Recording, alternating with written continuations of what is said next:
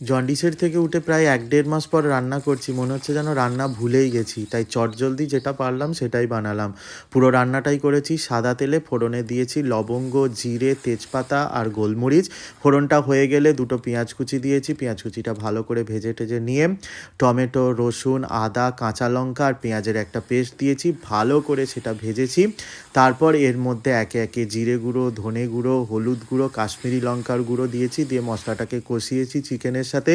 এরপর জায়ফল আর সামরিচ আর সাজিরে ভাজা একটা মশলা ছিল সেটা দিয়েছি। দিয়ে ভালো করে পুরো জিনিসটাকে নুন দিয়ে নেড়ে চেড়ে নিয়ে এটাকে ঢাকা দিয়ে সেদ্ধ করে নিয়েছি। আপনারা চাইলে এখানেই চিকেনটাকে স্টপ করতে পারেন, কিন্তু আমরা যেহেতু ভাত দিয়ে খাবো দুপুরে, সেই জন্যে আগের থেকে ভেজে সেদ্ধ করে রাখা নুন হলুদ দিয়ে আলুটাকে এর মধ্যে অ্যাড করে দিলাম। দিয়ে জল দিলাম। দিয়ে ভালো করে পুরো জিনিসটাকে আবার ফুটিয়ে নিলেই রেডি হয়ে গেল এরম চিকেনের পাতলা ঝোল।